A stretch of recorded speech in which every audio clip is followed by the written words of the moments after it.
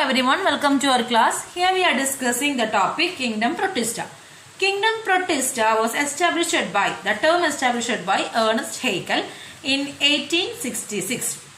The Kingdom Protista contained single-celled eukaryotic organism. Single-celled eukaryotic organism. That's very important. Okay, because Kingdom Monera it contains prokaryotes. In Kingdom Protista it having eukaryotic organism. It is an extremely diverse group. That means including plant-like, fungus-like and animal-like of organisms are seen in this group.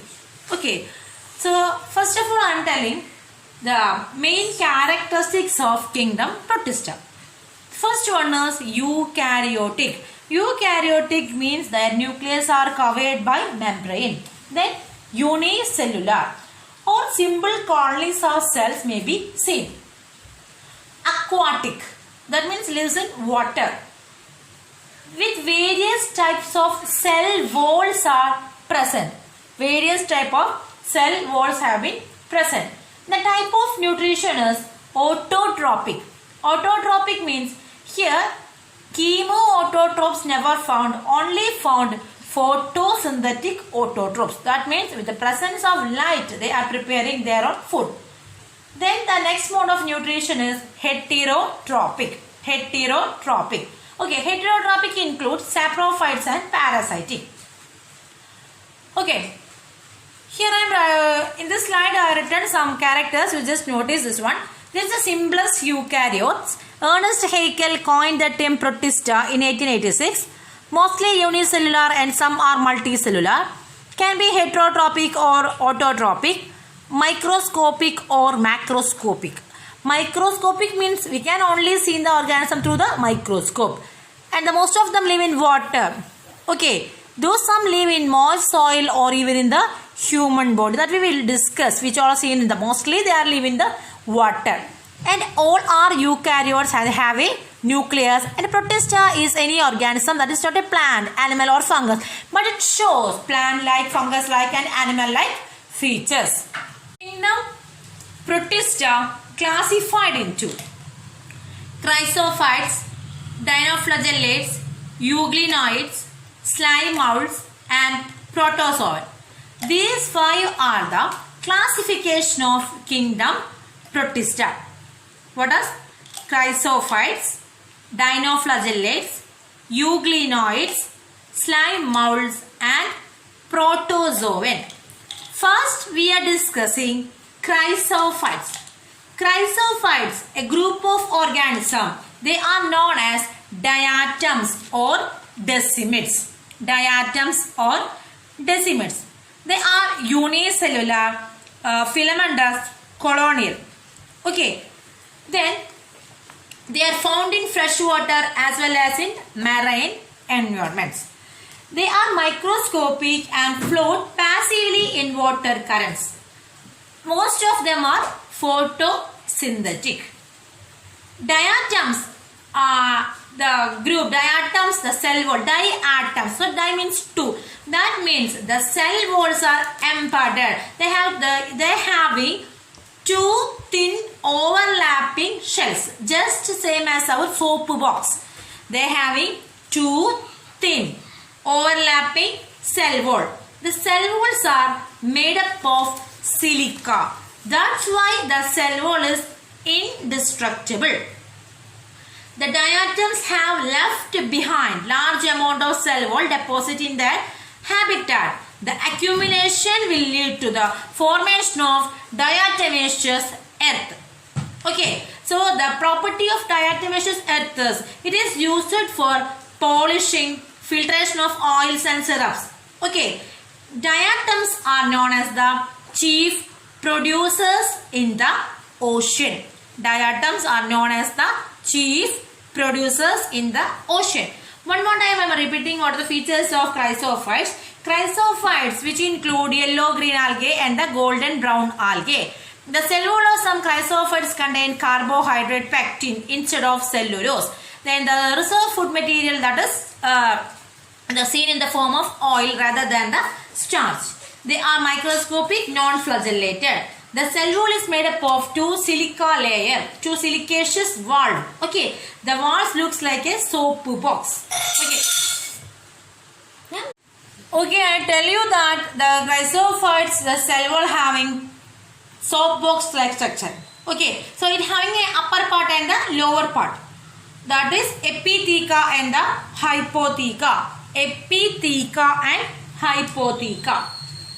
These chrysophytes are photosynthetic in nature. That means it has the pigments chlorophyll A, chlorophyll C, then the beta carotene. So many pigments are seen. This time I give some important pigments what they are having. Chlorophyll A and the chlorophyll C, beta carotene. The reserve food material that is seen in for the form of oil. Oil means fat. Okay. The cell wall deposit of diatomaceous form the diatomaceous earth. This diatomaceous earth is used for the purpose of polishing, filtration of oils and syrups. Okay. And the diatoms are the chief producers in the ocean. Diatoms are the chief producers in the ocean. In chrysophytes group, asexual reproduction occurs. In chrysophytes groups are reproduction. The reproduction in chrysophytes groups are asexual reproduction. Hope you will understand the topic chrysophytes. Next we are discussing the next group. Dinoflagellates. Di means two. Flagella means hair-like portion. They have to move. Okay. So dinoflagellates mostly they are marine. They are often abundant in the plankton and they form the source of food for the larger animals. Unicellular, motile. Motile means they can move and they have variable photosynthetic pigments. The cell wall is made up of cellulose. I told you that they have two flagella. But this two flagella is not equal. Okay, unequal flagella. One is arranged longitudinally and other is arranged transversely. The photosynthetic pigment present in this group is chlorophyll A, chlorophyll C and pyridine. Okay. Many dinoflagellates are bioluminescent. For example, for this bioluminescent dinoflagellate that is Nautilus. I gave you an animation video after our class Kingdom Protista. So you will understand what this bioluminescence means. Bioluminescence means firefly. You know what is firefly? They have the light emitting capacity. So this type of light emitting capacity is seen in the marine environment also. Example for that group is dinoflagellates. They have the ability to produce light, bioluminescent. Example was that Nautilus, N-O-C-T. Okay, textbook having the correct spelling, Nautilus. Then the reserve food material that is oil or starch.